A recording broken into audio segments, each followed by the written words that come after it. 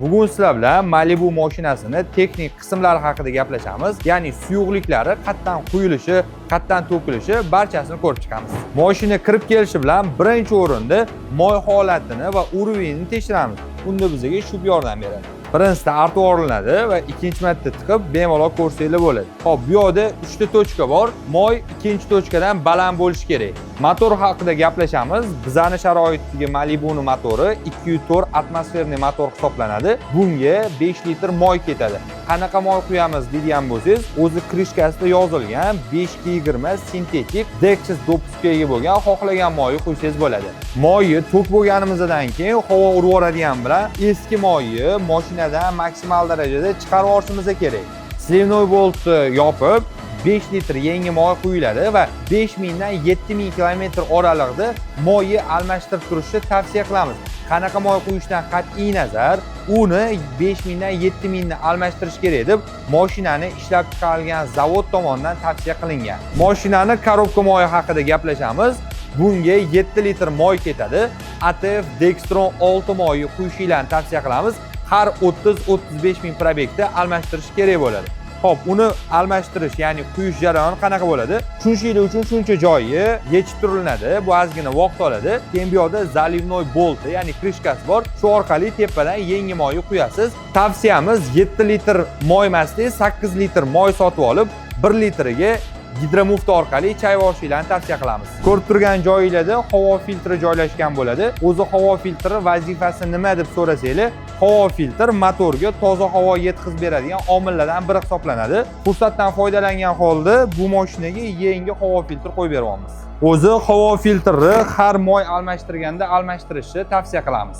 Shu krishkani tiyda mashinani svichasi joylashgan bo'ladi. Agar mashinangizga sifatli benzin quyayotgan bo'lsangiz, svichani har 25 ming 30 mingda almashtirishni maslahat beramiz. Bo'lmasa har 20 mingda. Endi mashinani antifrizini gaplashamiz. Antifriz bunga necha litr ketadi? Odatda 7 litr ketadi. O'zi vazifasi antifrizni motorni sistemasini sovutib berish va konditsioner pechkaga ham qisman aloqasi bor. Tormoznoy жидкость, ya'ni tormoz suyuqligi. Malibu mashinalariga Dottor markali tormoznoy жидкость quyilishi tavsiya qilinadi. Mana krishkasiga ham yozilgan, bemalol ko'rishingiz mumkin. Agar umumiy sistemadagi tormoznoy жидкостьni almashtiriladigan bo'lsa, 1 litrcha moy ketadi, lekin ko'pchilik bu ishni qilmaydi.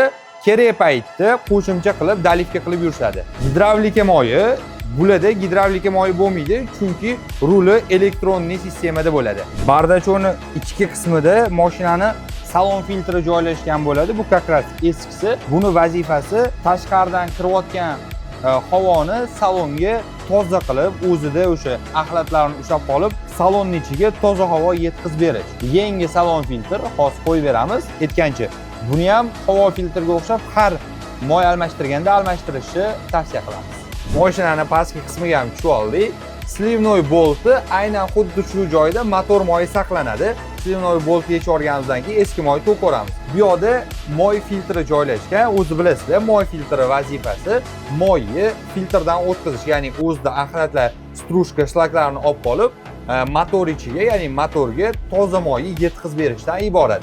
Bu yerda korobkasi, aytganimdek, korobkaga 7 litr moy ketadi. Slivnoy bolt xuddi shu joyda. Bolt yechib olganimizdan keyin hamma moy shu yerdan tushib ketadi va tepadan quyiladi. Bu mashinani baloniga yuzlanamiz. R17 dyumli balon qo'yiladi. 17 dan tortib 20 gacha balon razmerlari bilan qo'ysangiz bo'ladi. O'shanga yarasha profillari kichkinalashib boraveradi. Kalotkani har qanchada almashtirish kerak deb ko'pchilik so'raydi. Aynan kalotkani har qanchadir vaqtda almashtirish shart degan joyi yo'q, chunki bu odam o'ziga bog'liq. Ya'ni tormozni har ko'proq yoki kamroq bosganda o'shanda aniq bo'ladi har qanchada almashtirish kerakligi. Carland moy quyish markazida balonlar ham, bunga to'g'ri keladigan kolodkalar ham bor. Bemalol kelsanglar, chiroyli qilib yengilab beramiz. Bu mashinalarda topливный filtr bilan Pampers degan tushunchalar ham bor. Bu bakka, benzin bakki ichida turadi. Butun almashtirish uchun bak yechilishi kerak bo'ladi. Pampersni har 30 ming kilometrda almashtirishni maslahat beramiz. Toplimning uncha-bunchaga buzilurmaydi. Mabodo qanaqadir muammo bo'lsa, o'shanda almashtirib beramiz. Carlandda shu etilgan hamma xizmatlar mavjud.